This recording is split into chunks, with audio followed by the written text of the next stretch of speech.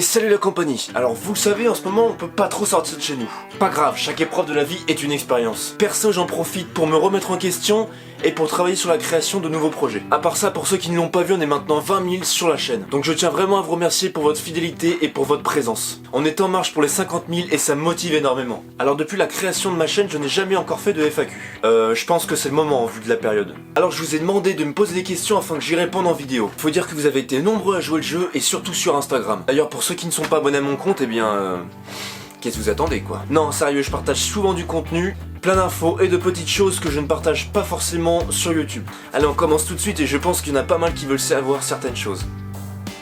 Alexis Bruce, est-ce ton vrai prénom?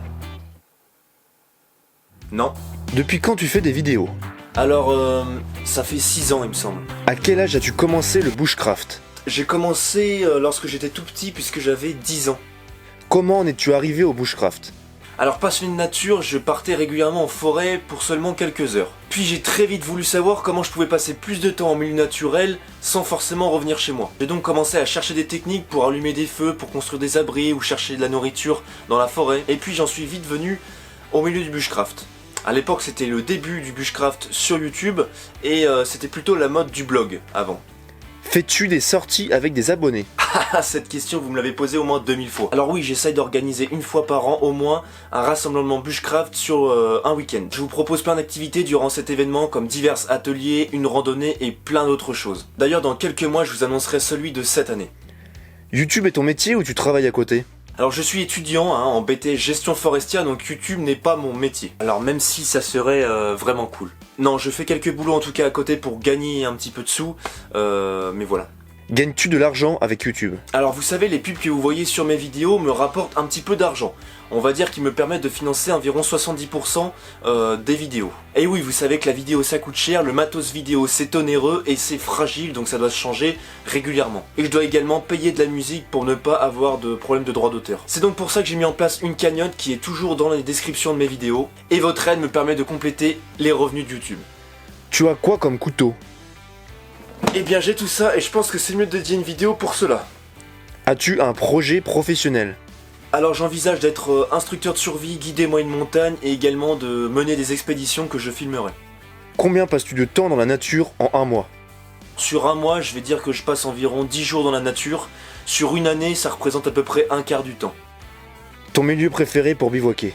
Alors je dirais la montagne pour une sensation que je ne saurais pas trop expliquer.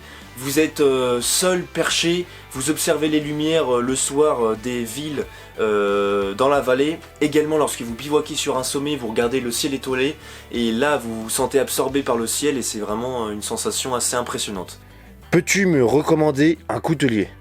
Alors oui, un coutelier que je recommande, ça serait Pierre-Élie Gaspin.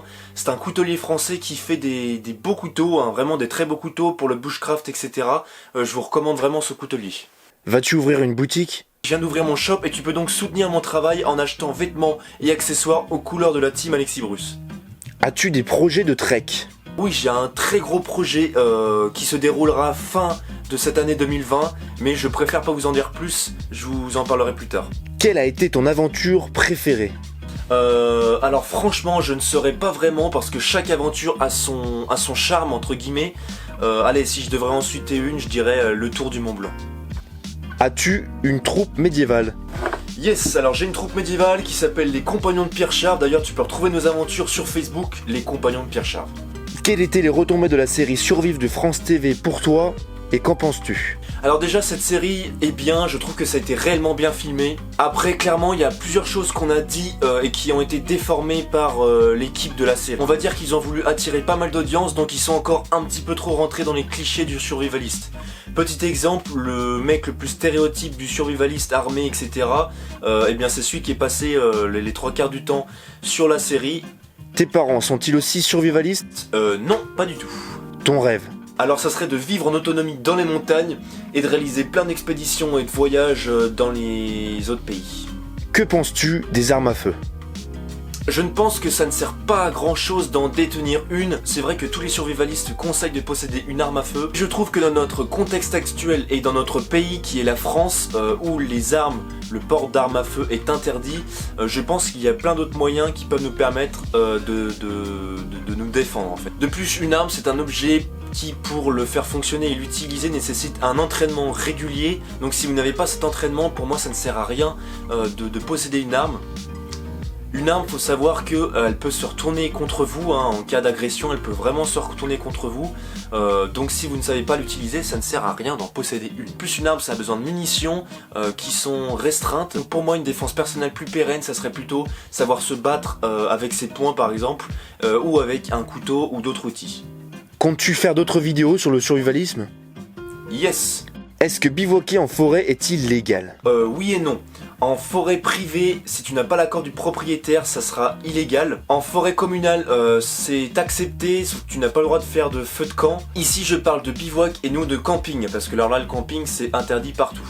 Connais-tu un bon livre pour savoir différencier les plantes? Alors ouais, on a la flore forestière française qui est un sacré bouquin, mais qui vous permet de différencier toutes les plantes et de bien savoir les reconnaître.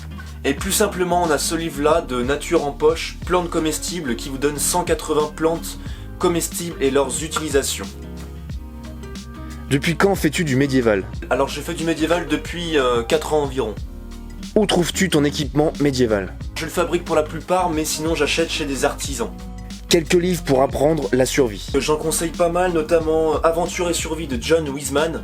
T'as pas mal de conseils pour tous les modules en gros qui te permettront de démerder dans la forêt ou dans le milieu naturel, savoir faire un feu, savoir chasser, construire ton abri, et également pour la lecture de ton environnement, telles que les empreintes, connaître les plantes sauvages, etc.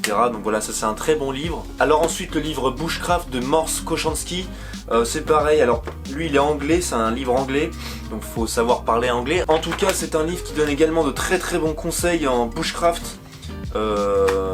Voilà, Morse Kochanski, une très très belle personne. Donc il a fait quand même un beau livre. Voilà, et dernièrement pour la connaissance de la montagne, si tu habites en région montagnarde, eh bien tu as le guide de la montagne, l'alpinisme en liberté, qui est un très très beau manuel, un très très beau guide qui donnera plein de connaissances, notamment pour faire des nœuds, également pour la lecture de l'environnement montagnard, pour l'escalade, pour le ski, pour plein de choses, pour t'orienter. Enfin voilà, très bon livre également. As-tu été à l'armée et si oui, combien de temps? Oui, j'ai été réserviste au 27e bataillon de chasseurs alpins pendant 2 ans. Là, je suis en pause en vue de mes études. As-tu fait des sports de combat? J'ai fait pas mal d'arts martiaux, notamment du karaté et du taekwondo. Je suis notamment premier dan en Shotokan. Après, j'ai voulu trouver un sport un peu plus violent, donc je me suis inscrit au Free Fight MMA Jet Kidokai. Tu as quoi comme sac de trek?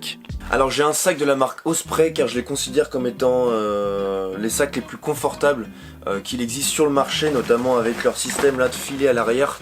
Ils ont des bretelles super épaisses et voilà, ils ont une sangle au niveau des hanches qui t'englobe vraiment bien et c'est super super confortable. Là ici c'est le modèle Atmos 65G. Tu forges? Alors oui, je forge, ça c'est notamment le dernier couteau que j'ai fabriqué. Et d'ailleurs j'avais fait une vidéo sur la fabrication de ce couteau, donc si ça te dit, va jeter un petit coup d'œil. Un bon sac pour débuter le bushcraft. Ouais, carrément. Alors écoutez, moi j'ai commencé il y a bien longtemps sur ça. C'est un sac Fort Class 50 qui coûte pas très cher et franchement ça fait bien le taf, hein. Avec quoi tu filmes? Alors ma caméra principale, qui est la caméra qui filme en ce moment, c'est un Panasonic Lumix FZ300. Ensuite j'ai mon drone Paro Anafi, drone avec lequel d'ailleurs j'ai pas mal de problèmes et qui commence un peu à me poser des soucis. Puis certaines fois je filme avec des petites GoPro également. Montre-nous tes tatouages. On a ça sur ce bras là et j'en ai également un juste là. Et c'est pas fini. D'ailleurs en parlant de ça, je vous invite à suivre mon tatoueur sur Instagram, Kiko Tattoo. Bon, et bien je crois qu'on en a terminé avec cet interrogatoire. Ne vous inquiétez pas, je vais continuer à faire des vidéos malgré la période qu'on traverse de confinement où c'est un peu plus dur de sortir. J'en profiter pour vous faire des vidéos de review de matos, etc. N'hésitez pas vous aussi à me donner des idées, ou si vous voulez certains sujets de vidéos, mettez-le en commentaire, comme ça moi je pourrais, ça peut me donner des idées pour faire des vidéos là. Sur ce, portez-vous bien. On se retrouve ce week-end normalement pour une prochaine petite vidéo sur un autre sujet. Allez, ciao et bisous. Ah merde, j'ai mis plein de...